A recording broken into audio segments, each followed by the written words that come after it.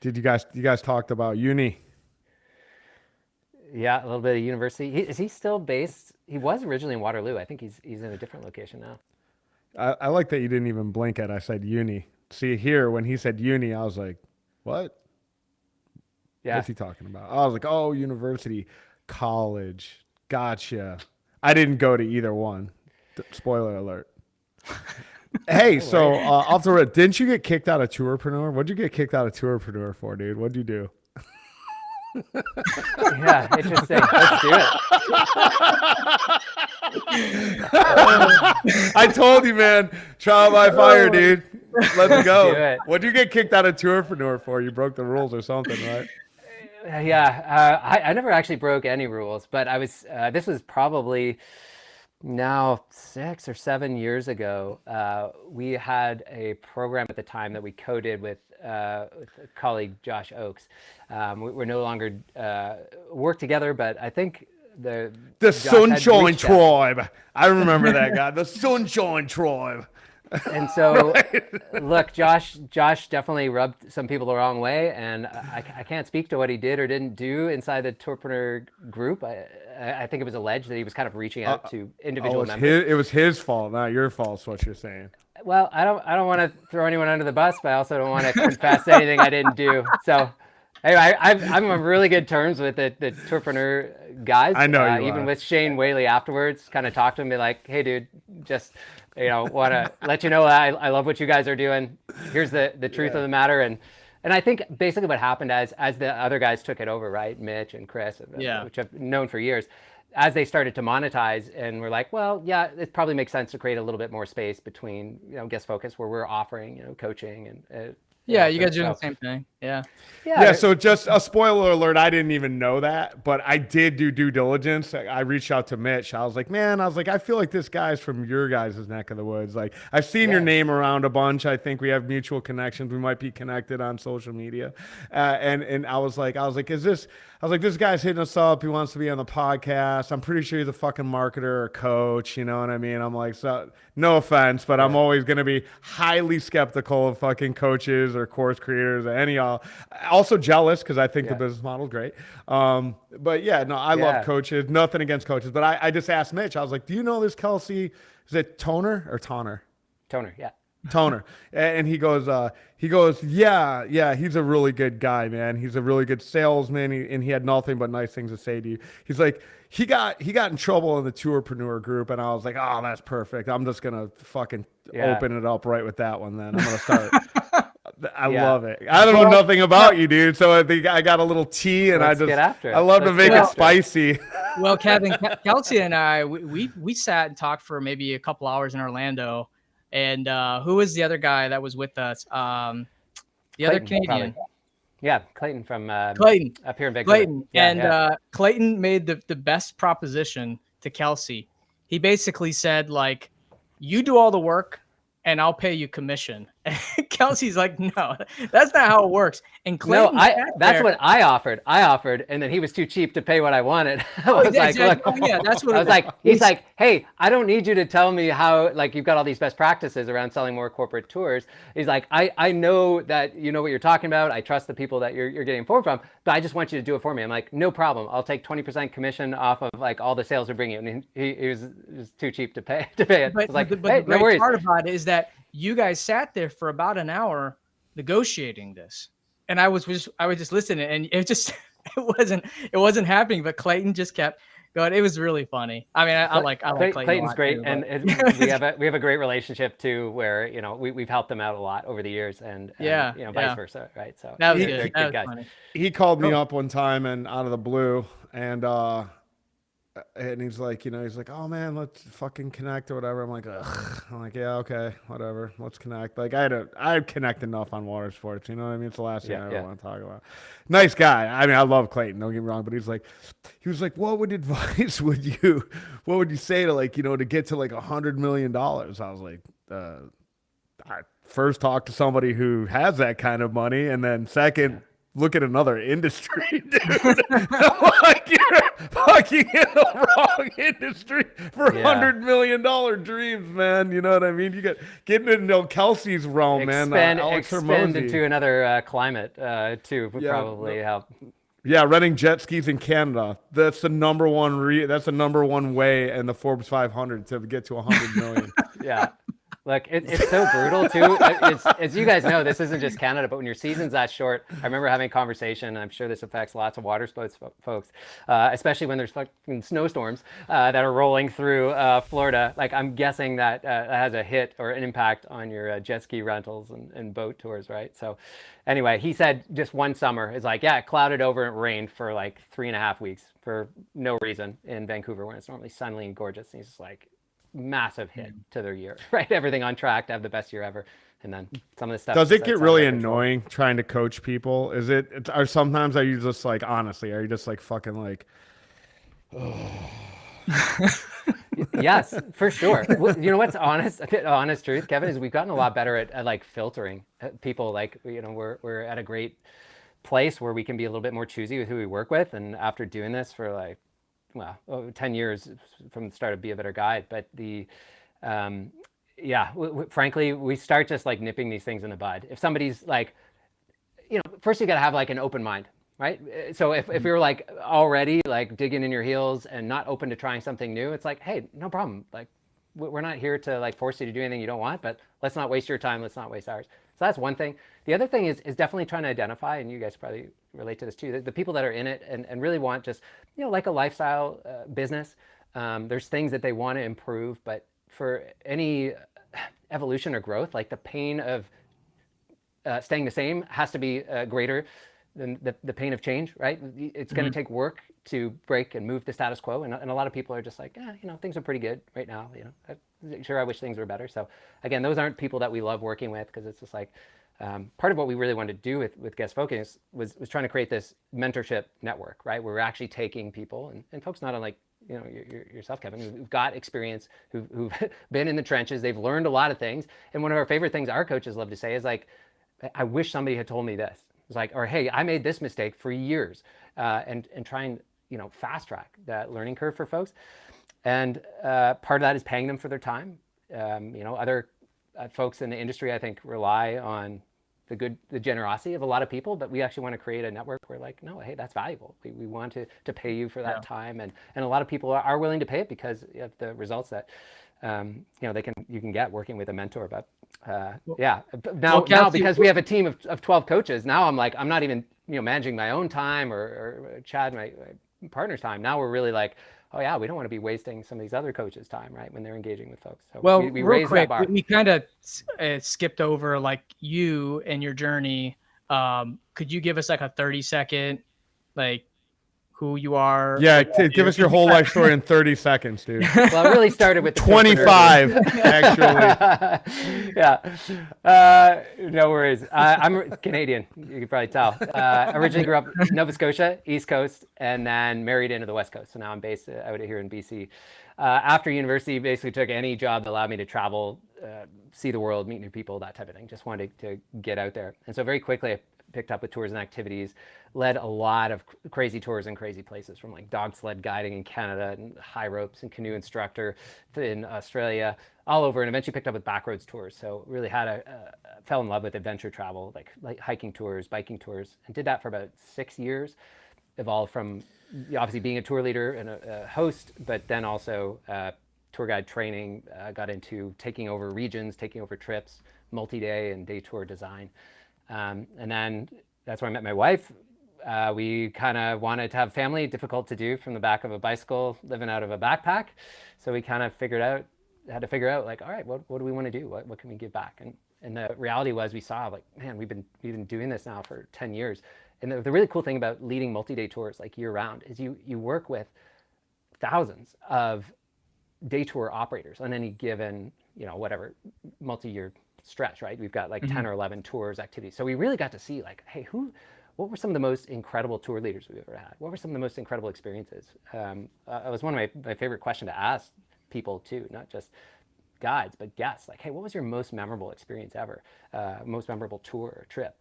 And that gave us a lot of insights into like, yeah, hey, here's what those best practices. So we started Be a Better Guide. Initially, it was much more focused on the experience, guest experience, how to be a better guide. Our business model was essentially online courses at that time. And then I guess the fast track, the evolution, we had lots of different courses, but eventually we came around to people wanted more one-on-one time with like mentors and experienced people. They wanted more accountability, like any online course or book or best intention that we have. People wanted, I think, a little more accountability to follow through. And so, and then the third big element was we focused a lot on, hey, how to be the best guide possible, but then we grew our audience and kept saying, hey, what do you need help with? And that's when all the questions started coming like, well, how do I price my tours? Like, how do I get my tours in front of more people? Like all of the sort of entrepreneurial and business side of it really came afterwards. And that's where we shifted our focus. The name change happened now 4 years ago to just guest focus. Be a Better Guide was a little bit misleading as we focus more on what we do now, which is help people build thriving, profitable tour businesses, but across lots of verticals. Hey, you're from Nova Scotia? Yep. Do you know who Pat Stay is? Pat Stay? Pat Stay. It doesn't ring a bell. Oh man, he's like the world's, not the world. I mean, he is like the world's best battle rapper. He's dead. No but way. he's from He lost the battle. Recently, not from battle the rapping. battle. No. He got stabbed to death in Nova Scotia. Yeah. Wow. Yeah. I'm gonna Google this. I'm gonna read up on this. That's interesting. Go look up Pat Stay, dude. If you want to watch like the world's best battle and probably the world's nicest guy on the planet. But he's from Nova Scotia. He always calls it the dark side. He's like, take me over to the dark side. He's a white guy, but he's got a lot of swag, man. Nothing at all to do with what we're talking about. I just never met anyone from Nova Scotia, and I just assumed that all you guys knew who Pat Stay was. But yeah, anyway, fun factoid. If you want to watch a battle rap, incorporate that into your coaching. Do you gas them up, man? Do you like coaching, like life coach style? Like, you know what I mean? Like you can do it, man. You know, like just like straight up fucking fluff them or. That's not really a big part of what we do. Like there's the accountability side where you obviously want to, you know, create, we have like accountability dashboards where we're actually like, hey, let's write down. Because one of the biggest things we do is like, look, any entrepreneur is just like, oh my God, my to-do list is like 10,000 things long, right? I heard this on a podcast. I know I should do this. Oh, that guest focus video. Oh, this is on Tourpreneur. The Watersports Guys said this, right? Like it's just a sense of overwhelm. And so what we're trying to do is just reduce that sense of overwhelm, try and help people prioritize, and then let's actually write it down. What are 3 things we're going to get done between now and next week? Well, we don't have a lot of the like rah. You know, you can do it. No, the life coach. Well, let me ask you this. So you talk to all these operators. What is the single thing that is stopping tour operators from being great? What's the single thing? Yeah, as you might imagine, it's lots of things. One of the things that I think we did and try to do is like, let's take these best practices. Let's look at some of the most successful tour and activity businesses on the planet. Let's try and capture their best practices. Notice what they're doing. And what we quickly realized is some of the most thriving, profitable tour businesses had a really specific idea of who they were serving. Meaning they were niched down more than most other tour businesses. And that's where you saw these highly profitable companies that had great product market fit. And so how I would phrase that, Greg, would be a lot of people are trying to be too many things to too many people, or we're just like, hey, this is the perfect tour for anybody who happens to come to Vancouver. Like if you're old, you're young, you're coming from this country, that country. And so that leads to a number of missteps, which is over generalized and generic tours, no clear value proposition. So most people feel and you probably get this all the time, in the group, and is hey, I have a marketing problem. I just feel if I just got my tour in front of more people, if I just had the right marketing hack. But typically what we're doing is we're rolling it back to more foundational. It's hey, we don't have product market fit here. And one of those challenges is, hey, for most small and medium-sized businesses who aren't whatever the Louvre, aren't Disney World, aren't some major attraction, let's niche way down, because that's how we're going to be more profitable. That's how our marketing spend is going to go further. That's how we're going to have the most compelling sales pages when we're selling to riches in the niches. Yeah, and that's when I saw guestfocus.com was available. Ah, you nerd. When I saw guest focus Riches in the was niches. available, that was basically how we did our brand. You didn't like it? Oh, that Wait. guest focus is huge. Yeah. No, So, Greg's actually gonna go to Nova Scotia to battle Pat Stay after his dope Yeah. dope line right there, man. Drop and Really rhyme. good. Yeah, so do you do any coaches yourself? Have you ever hired coaches, or who do you like? Who do you like? Yeah. Who do you follow? Yeah, we had a number of business coaches over the years. The other thing when we wanted to build like a group coaching Wait, model. real quick, Kevin, you said did Kelsey ever hire a coach for himself? Yeah. Is that what you're meaning, Kevin? Yeah, what did I Okay. say? I that's what I thought heard. maybe he was talking about coaches for his clients, but like coaches for himself. No, I don't mean his employees. I'm assuming of all of them he thinks are good. He's like, I got this one. Because- He's a pile of shit. We give him to guys Yeah. like you, Kevin. Well, Kevin, Yeah. you said that Give you you're Phil. in the market. You're in the market potentially for a coach, right? I already hired one. I hired You did? two. did. I've hired two, and I'm gonna fire one of them. Okay. Yep. Yeah. So to answer the question, one of the things that we wanted to do and experiment with was a group coaching model that layers in one-on-one accountability. So yeah, you get accountability with a one-on-one coach, but it does have some of these group elements where, like, instead of a consultant or one-to-one business coaching that you can hire, and that's a business model, and that can bring a ton of value to your business.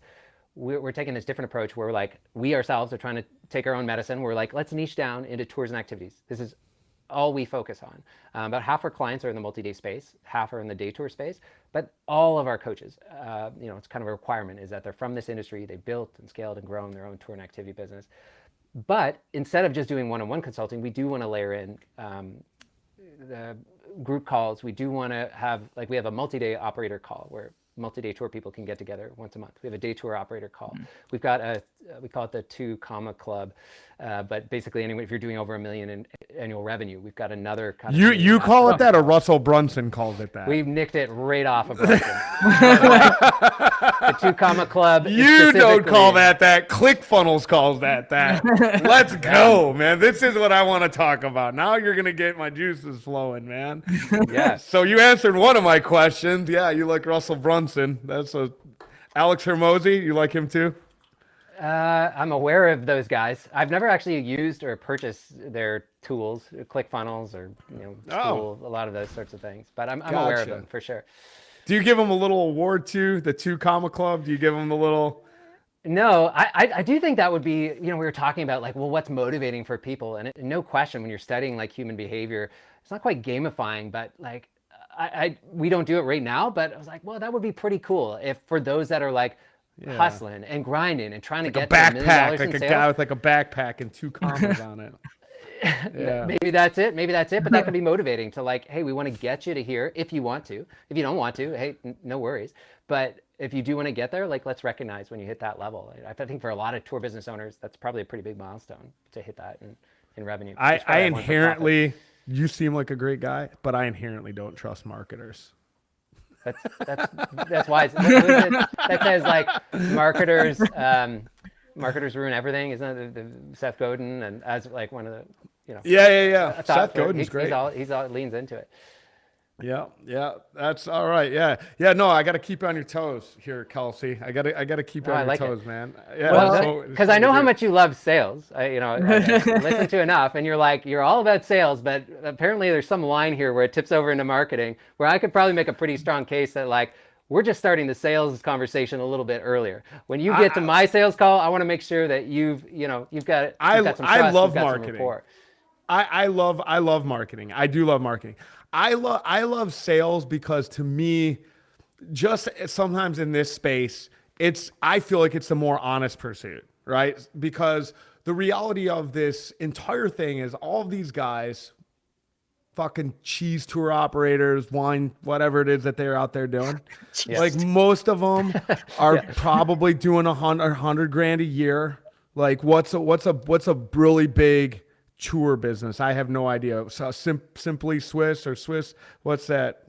Right? Swiss, Simply. Aren't they a big one? I don't know. You Regardless. got cheese on your mind here. Yeah, exactly. I Absolutely. love talking about keys tours. I would say that every other Typically Swiss. For some reason, they stick out on me. But I mean, you tell me, most of your clients are probably doing under $1 million, right? Yeah, I would Okay. say like 15% would be a Sure. million and above. Yep. Right. So it's a very small, but this is all still small business, right? And the reason I say this is because like sometimes I feel like with on the marketing side of all of this, like small businesses get targeted, right? Like every small business on the planet gets told like you have to think corporately, you have to add, it's you gotta the CRM is gonna be your answer. This, SOPs are gonna be your next, it's gonna Yep. be your answer. And there's all of these promises to scale, right? And I feel like it mostly comes from marketing. Like the reason I like sales is because, believe it or not, there is like a fundamentally ethical guy. And like at the end of the day, like I'm just like, hey, here's my product. This is why I think it's great. Fucking Yep. how do we do business? And like let's shake on it and let's move it forward. Let's fucking skip past all the bullshit, because at the end of the day, like there's, to your point of like market fit, right? Total addressable market.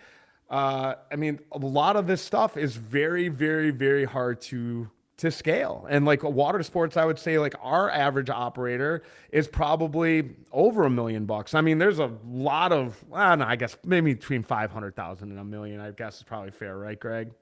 Yeah. But the reason I lean so hard in the sales side, it's just like I always feel like marketing is just like there's always, and not I'm not saying you, I'm just saying in general, there's always a lot of promise of like outsized returns. And like when I just look at my business, like it's very difficult for me to see, like other than adding more equipment and then starting to have like diminishing returns on my bottom line, that it's like there's a certain tipping point that you get to in growth. And it's like, well, unless you have a rinse and repeat, like if you're a Subway or you're a laundromat, or you can exist the same product and all these same these data points inside of a spreadsheet, or your profit and loss and your balance sheet look super similar, it's hard to scale anything then, because you can't scale your talent, you can't scale your team, you can't scale your operations, you can't scale your distributions. So it's just like, we're going to get you more people through the door. That's not an economy of scale. And so this is where I kind of get a little hard on the marketing side, especially with tourism, because it's really difficult to get your business up to a certain point. And if you are, then at this point, at what point does it just make sense to have like in-house marketing? And so it's not that I love sales more than I do, like marketing is great. I just think sales like is more a more honest pursuit, if you will. Yeah. We've always felt with our marketing, and there's the full range in any given marketing, right? There are people that are just, whatever, saying anything they can, clearly like lying, they're trying to ruin it. Our approach has always been, and this was right from the beginning with Be a Better Guide, when we said, look, if we're going to sell some type of training or coaching, we better start giving away a lot of free samples. We took this like the Costco approach, where we're like, we're going to have a YouTube channel. We're going to share like some of our best stuff. We're going to be giving away as much as we can, because to me, Kevin, that to me is a more ethical approach in many ways, because it's just like, hey, here's like free, it's just content marketing essentially, right? But it's like, hey, here's some of our recommendations. I want you to go and like implement this stuff. Go give this a test. And Sure. if it works, hell yeah, like now we can start a conversation. Because one of the biggest questions I think for any coach, and the rightful question, is like, do they actually know what they're talking about? Like, am I actually going to get a return on the investment from this, obviously product, service, but in this case, advice. So that's kind of been our approach with the marketing, and our YouTube channel has been one of our huge things. We actually doubled down on investing that a couple of years ago, and we're now doing weekly videos and giving away more stuff than ever. And countless other people who were, I don't know, either coaches or they ran like tourism programs, they came up and they're like, my God, like how are you just giving away like all this stuff? There was actually a company that was charging, $4,000 or $5,000, come in, we'll train you as a tour leader, we'll get you a job. And he was just like, you're just giving away all this free stuff that we charge so much money for. Like, what are you doing? Nobody wants to cook. Nobody wants to cook. That's the main problem. And Kevin, you and I know this, so you can give away free. I mean, if you listen to every one of our shows, you would, I see what you're saying. You would have everything you need to run a water sport company. Listen to all the experts and all the operators that do multi-million, multi-location, but everyone wants the quick fix. They want to, hire an agency. And sometimes the quick fix is actually good because you can't duplicate yourself. 10 times over. But that's what I've found. But I really do think that the leadership needs to know a little about a lot in order to, hire the right agency or hire the right guides. You need to know who your who what you need to do, to build that. So Yeah, I agree. it's But also no like a one's, natural filter too, right? So if like somebody showed, we were talking about this, Kevin, of like, how do you know like who to work with, or are there people that just drive you crazy? Uh, there's like, hey, we showed up and they're just like, yeah, no, I've downloaded all your resources and like handouts. I've watched a lot of your videos. Like you're already getting a lot of indicators like, hey, this is somebody that like gives a shit. This is somebody that's showing up. This is somebody that's doing work. If they're sharing results, I mean, you guys probably know about folks in your community that are doing that. They take some of the advice, the recommendations, or podcast episodes, and they're crushing it. So our goal is not to work with everyone or drag everyone kicking, screaming into scaling or growth. For a lot of people, that's just not what they're interested in. But for those that what's the old adage, right? You can have it good, you can have it fast, and you can have it cheap, but you can only have two. Yeah. And I am, so true. in all honesty, I am a huge proponent of courses. I'm a huge proponent of coaches. Like, look, man, at the end of the day, I know, like, if I fall off the gym, if I'm not going into the gym on my own on a regular basis, I've got to get back in with a coach because I'm paying the money for him to be there. I've spent money. I've created an obligation, and he's going to get me back in the gym. So it's like, man, like to this point, like maybe you're not trying to scale, and Kelsey's not a sponsor yet, but I mean, to be fair, it's like maybe you don't want to scale, but maybe you have a lot of holes in your business, and there really is obviously Mitch and the guys over at Tourpreneur, but it's not like a general, hey, business coach, like very niche down when it comes to tourism. There's really only a handful of guys that have been in the game as long as Kelsey here has been in, and as well as the Tourpreneur boys.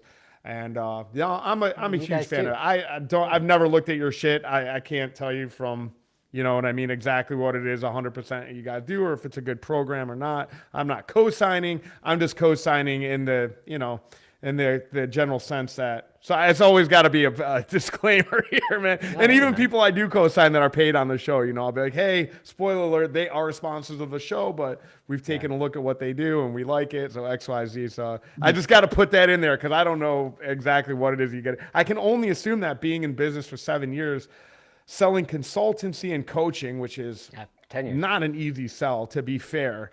And obviously you're putting out content. Like, I would assume by all measures that you guys put out a reputable quality product, especially if you have 12 coaches underneath you, man. Like, that's really an achievement, man. So congratulations. Or as another Canadian once said to me, kudos to you.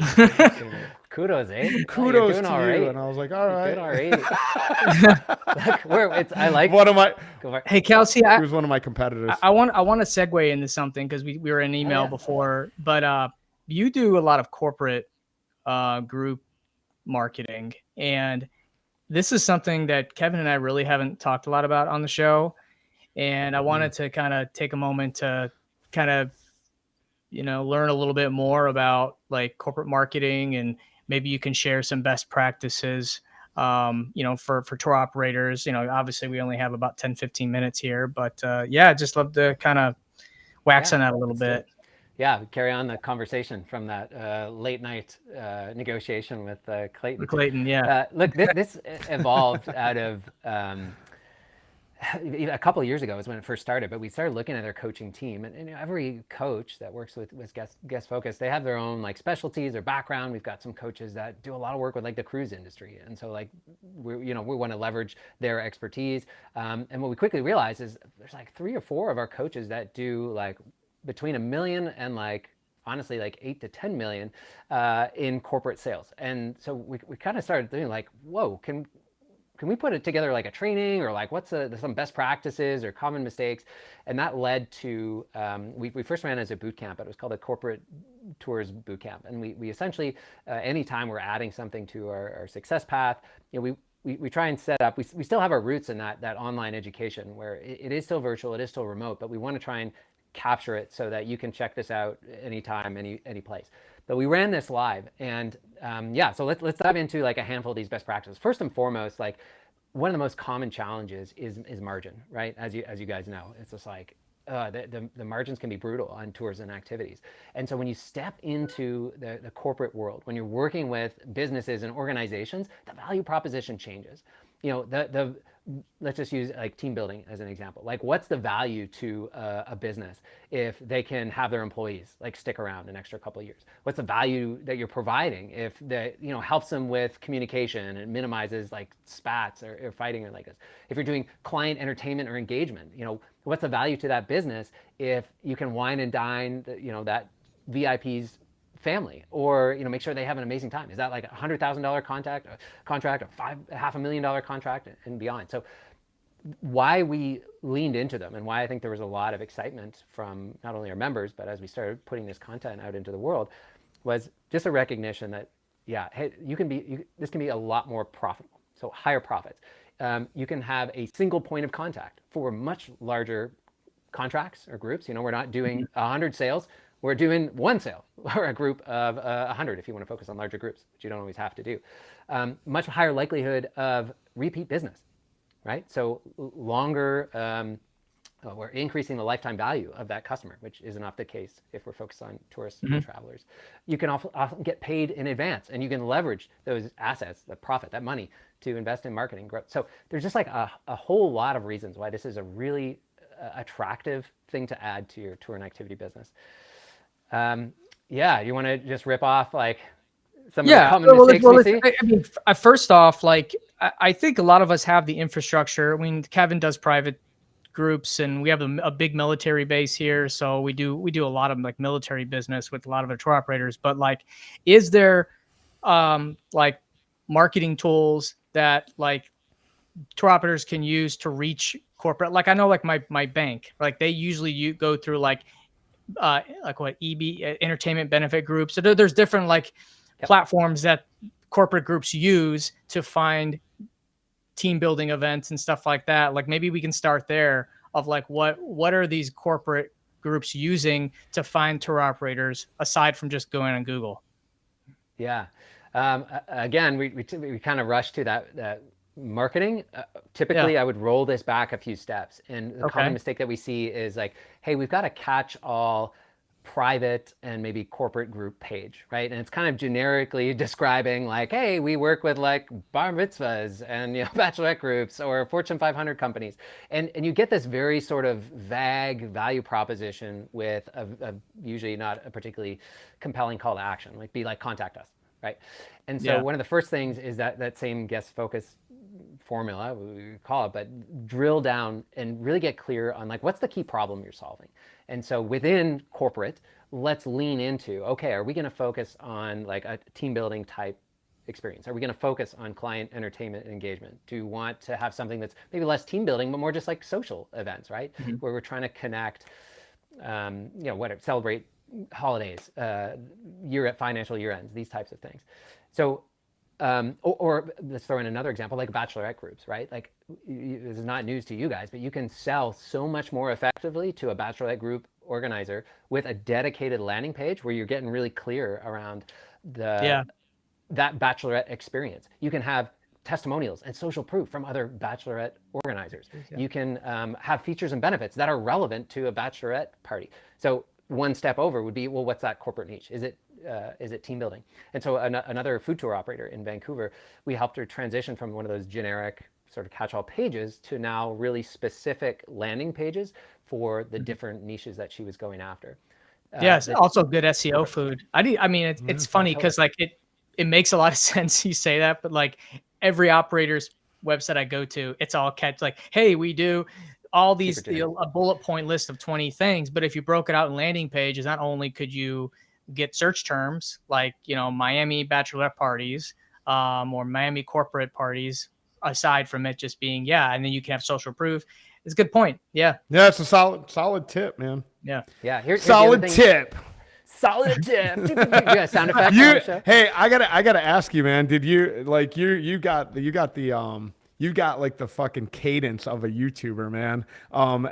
Did you do like a YouTube course yourself? Because you sound like you got That's good. It's a compliment. I don't know, man. I think it's like you talk about the 10,000 hours, or like you grind and you do something, reps. and then you're just like, you wake up one day and you're just like, oh shit, like I've recorded a lot of trainings. I've led a lot of sessions, literally hundreds a year. Well, even strategy calls. Like we do individual like free strategy calls with tour business owners, and I counted them up, and I'm on average doing like 250 300 a year for the last 2 or 3 years. And so it comes with that practice. It comes with building, I guess, just a genuine experience. But yeah, I'm also in YouTube video recording mode, so that might have something to do with it. You got it, man. You got like the whole cadence and the flow and the tenor of your voice, man. That's pretty good, Kelsey. Cheers. You know what someone told me, and I should probably give a shout out.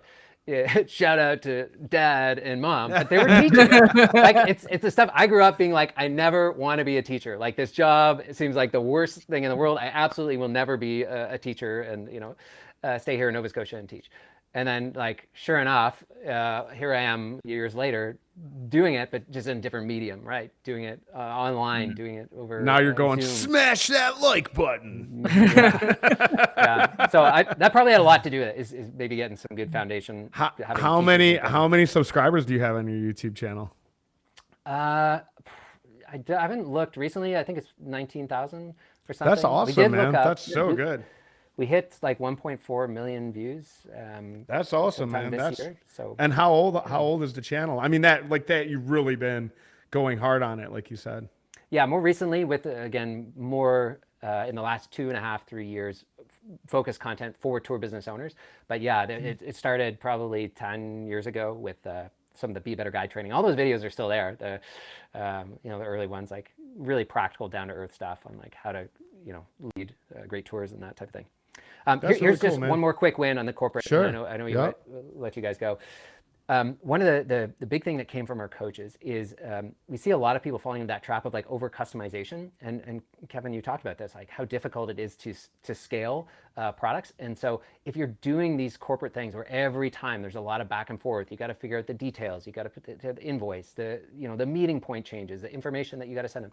As much as possible, if you want to have success in the corporate space, try and productize that corporate offer. And so we teach this methodology of having like a corporate menu where you have maybe 1 or 2 kind of core offers, and then you can upsell what we call experience enhancers, or basically, you don't have to call them that, but upsell experiences. And so Andy from Austin Eats, he's one of our guest coaches, he's like, hey, we get the core offer, but I can usually double the value of the contract by having these upsells. And they could be simple things like, hey, you want to throw in a welcome drink? Like, hey, here's the easy button. We can do that. Oh, do you want a private venue afterwards where we can bring all the group together? Maybe we get a DJ or some live music.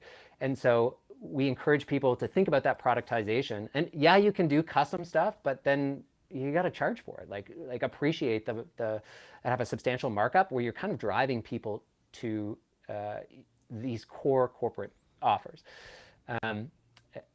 And then here's that opt-in, again, putting on that marketer hat. So what we want to do is when that, probably like an executive assistant or somebody who is like going out and like, all right, what are we going to do for a year-end celebration? They're passing through, they're doing research. When they pass through that page, what we recommend doing is having a simple opt-in. Just collect an email, possibly a phone number. I would say recommend just email to have the highest conversion. To download what? To download our corporate menu and all the pricing, right? And so now you're able to tease out, and ideally, we talk about some B2B marketing, but you want to get traffic to that page. But now you've got a steady stream of warm leads, at least people that are raising their hand to say, hey, I'd love to know more about that. So that's just another quick win, because oftentimes if you're doing a corporate experience, we typically have this long form. And so people are like, hey, I need the number of people who are coming. I need, the date, I need all this. And so people might get 1 or 2 steps into this form and then just be like, well, shit, I don't know if Barbara's coming, or I have to go get more information. And so we want to capture that lead so that we can nurture them. I got a couple questions around corporate, because we used to actually have a groups person at my OTA, Trip Shock, and we would solicit leads through the site and through CVBs, and we got rid of our group portion of Trip Shock because we were spending so much time chasing leads, and it got to the point where it was just too much and we weren't converting enough. They would waste our time. And I'm guessing that this is a situation that you run into a lot with your clients. Is the juice worth the squeeze, chasing after these leads instead of just giving them a promo code and saying, hey, just go to the site and choose 30, 40, 50 people and just go at it. But that's something we struggled with, is just maybe our sales game wasn't that good, but I mean, I was even involved in it, and there's like, they're really hot on it. And then you're a horrible salesman. You're the worst salesman. What do you mean even I was in it? If these are the lower tier guys underneath you, then no wonder you guys weren't fucking closing any of these fucking people, man. Well, but here's the thing, Kevin, like you stink. The leads come the leads come in, they're not in corporate groups, they're booking way out. They're booking 6 months to a year out, sometimes even further. And like it's like they get a bug up their ass that, hey, they're going to do this for their company. They're going to plan this 100-person trip, and they speak with you, and then it goes so cold. And then like 3 months later, they'll call you and they're like, yeah, we decided not to do it. Well, thanks for calling and letting us know. But I don't know, like, how do you manage those expectations and the time investment? Or maybe you have a pre-qualification method that you recommend. Someone had told me about Topgolf. Topgolf has not come to Canada yet, but you're familiar with it, this sort of chain of golf. They have a really, really fantastic model in terms of working with, you could tell, corporate groups, organizations. And so it's just like I don't know, a tip, or I did a full breakdown of their funnel inside our corporate program. And you can start to see some of the automations, some of the things that they were doing, Greg, to streamline that process. No question, we're a big believer in that content marketing too, but again, this is now a separate channel. So it's like, well, what are the challenges? What are some of the pain points for those corporate organizers? And how can you show up and deliver genuine value, not just hit them with the same message of like, hey, buy our shiny stuff, or hey, do this and do that. Yeah. Well, what are the buzzwords? Like what could have maybe helped my situation out at the time? Yeah, I think right now, honestly, like buzzwords or trends, we have a few things happening. One, obviously, since pandemic, the rise of remote work, but there's just a huge blend, right? So where people are working half remote, in person, and then we've got this kind of like people, I think, getting over screen time, getting over devices, the rise of like whatever AI agents. So you can really lean into like one of the key value propositions here is we're going to get your team like away from the screens and like with each other, right? This is about creating that the human to human connection that is just like almost entirely absent from most workplaces, right? So I would lean into that. I think part of what you're saying is coming up with a unique value proposition that's different from just your tours. Because if they're just looking and they're like, well, this is just the standard tour, there's really like nothing different, then you've got a problem, right? Then you've just got an apples to apples comparison. What we really want to do is really lean into like, hey, here's why we solve this problem, how we do it, and why we do it better than anyone else. So can you imagine Topgolf? Like, they just got to crush it on the corporate side, man. Just absolutely crush it. I am positive that is the vast majority of their sales, and they just have incredible machine that goes. That is layering in like a lot of the stuff that was like, there were email automations, there were text automations. I had a guy follow up with me 3 times on the phone call.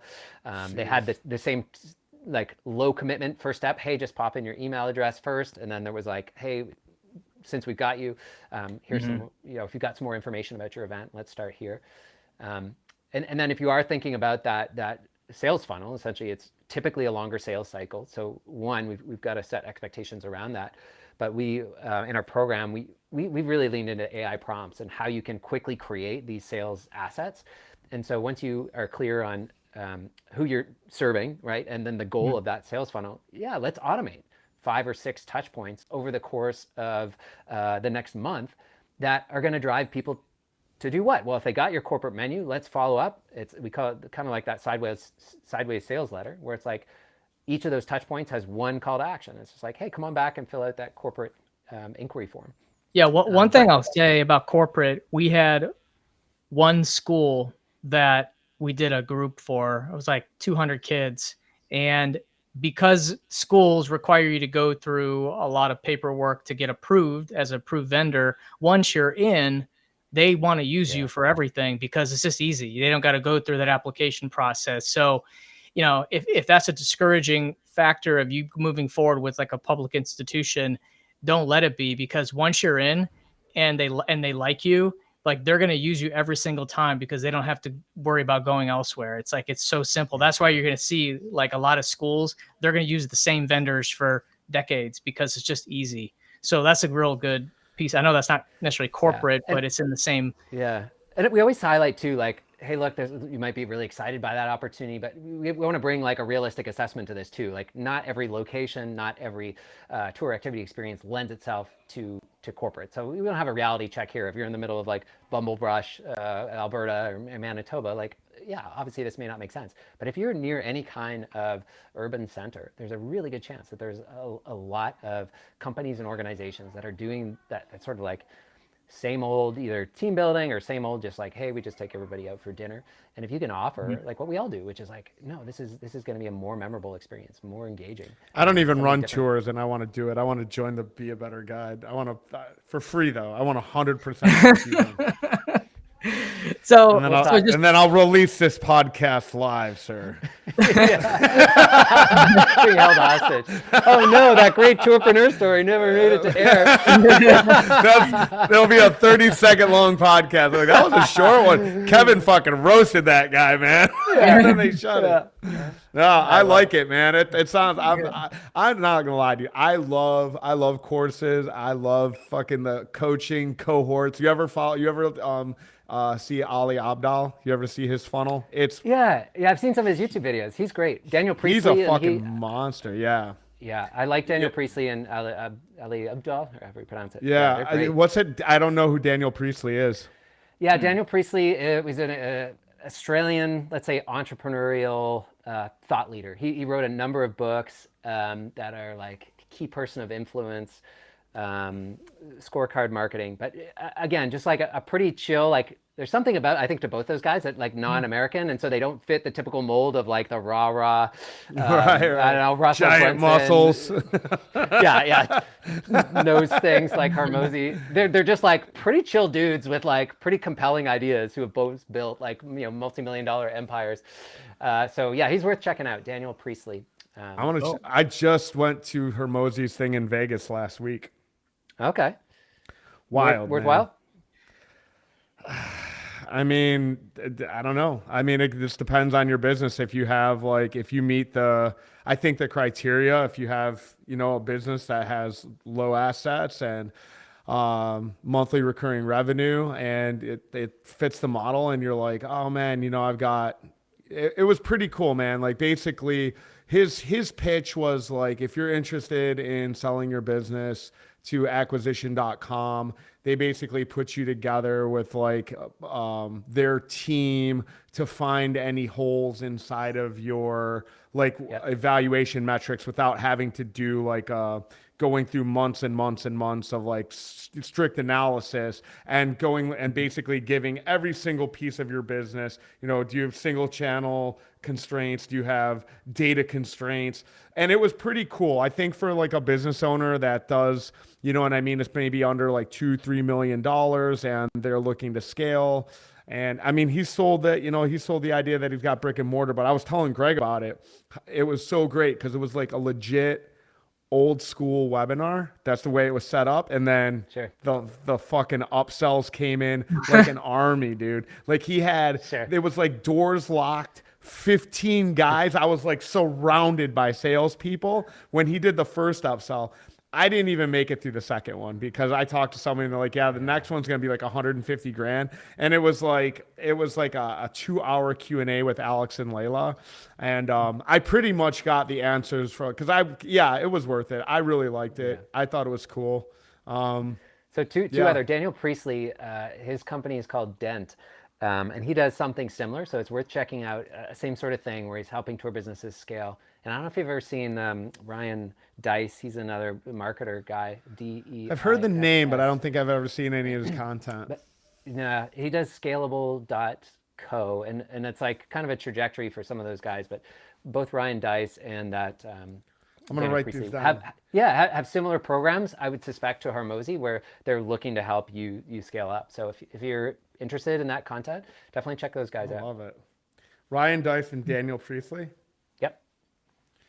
Yeah, I love it. Careful, you're gonna get yourself into some funnels. Dude, like I'll go on to websites I have no intentions of buying anything for and accept cookies all day long and just watch my advertising feed change. It's a weird thing that I do, but I love it, man. Like that's how I found Hormozy. Somehow years ago, I got into a gym funnel. Like somehow everybody in the world thought I wanted to buy a gym. And I mean, I guess at some point now I do want to buy a gym. I'm not going to lie. I would love to open a gym, but I don't know if that's like you're like deep with Hormozy now. chicken egg thing. You know what I mean? I'm like, did I want to buy a gym or did they talk me into? Because I got served like this. One was called like Rock Box, and it was like a CrossFit but with boxing. I franchise. Like that. I was interested in it at one time. Actually, not Rock Box, but 9 Round. Okay. 9 Round. They had a franchise here. I was part of it. I liked it. I commented when they had the mustache, when he still was doing the mustache thing. And he goes, and I just commented, and I was like, dude, you guys got great marketing, but I don't want to buy a gym. And he like responded back to me or something like that. This is years and years ago when he was still actively working in Gym Launch. But yeah, you can't help but kind of be seduced by it. I mean, dude, it was $5,000 to go to the event to get sold on a $35,000 product and a $150,000 product. He had 100 people in the room and sold out once a month in Vegas at his office every month. So he's doing $6 million top line to pitch. You know what I mean? Like even if he had like a 5% take rate on, you know what I mean? On 100 people, I mean, at $35,000 on the lower product, and he had probably 15 to 20 people locked up. Like they were like, like, yeah, we're super interested. I asked one of the roundtables, I was like, did any of you guys buy the $35,000 product? Like I wanted to peel back the layers on all of that shit. Private equity claims, like all that stuff, man. It's pretty kind interesting. Of interesting. You mentioned like, sometimes the growth potential or the profit potential is really like who you're serving. And I think you've highlighted one thing that we've always wondered, and I think we'll probably take steps to kind of address this, is even in the last year, I started working with some larger companies, like even people doing, say, 5 million a year, 10 million a year, 20 million a year. And we started applying like our best practices around e-commerce or how to write better sales pages and conversion rate optimization to these companies. And one of the guys is actually another boat operator here in Vancouver. He came back and he was talking to me down in was it the last arrival, San Diego. And he's like, dude, we attended one of your online workshops. We applied the stuff that you were saying about the sales pages, because half of that stuff we weren't doing. We're like a legacy company. It's been the same for the last, like 6 or 7 years. And we saw just a 0.5% lift in the conversion rate. It's like that netted us about $400,000 in additional revenue just from those changes. And you start, and you see the wheels are kind of turning. Like this guy had not, hired us at all, but you start to appreciate like, oh yeah, like this same information or this same mentorship or coaching or best practices, when applied to bigger stakes, bigger companies, becomes a lot more valuable and potentially, more profitable. So that'll be something interesting, is the evolution of guest focus as we start looking at maybe offers or to do some more direct work with. Because higher up the funnel, I think they're going to want more done for you stuff. It's like, hey, I don't need a coach. I just want you to do this. So yeah, well, that'll be interesting. Kelsey Toner, you won me over. I gave you a little feet to the fire. Not as bad as what I did to poor Neil Bonifay a couple years ago. What I did, I love Canada too. I got nothing against you guys. I didn't even realize you're from Canada. But look, man, if people want to learn more about Be a Better Guide or about your guys' product service coaching, how can they reach out to you, man? Yeah, well, Be a Better Guide's a kind of thing of the past. So guest focus is where we operate now. It's where we hang out. Now it's guest focus? Yeah. Oh shit! I'm sorry, man. I missed it with my big mouth. Worries, all my talking, not listening. No worries, guest focus. Look, it's a pleasure I'm sorry. to finally connect up. Yeah. Man, I don't like when you were saying guest focus. Man, that was like going over my head. Like I thought you were literally saying like we're being guest focused. Like, Yeah. like Yeah. a process. I didn't realize the name of your company now. All right. Yep. I'm dumb. That's all right. You're smart. That's why we have these conversations. Yeah. Go ahead and yeah, edit man. that out. Edit out where I sound dumb and make me sound smart, Greg. Impossible. Thanks, man. Impossible. Thanks for making the time today. I appreciate it. Yeah, and, absolutely. Thanks yeah. for coming on, Kelsey. It was a pleasure having you, man, for sure. All right. As always, guys, keep it awkward.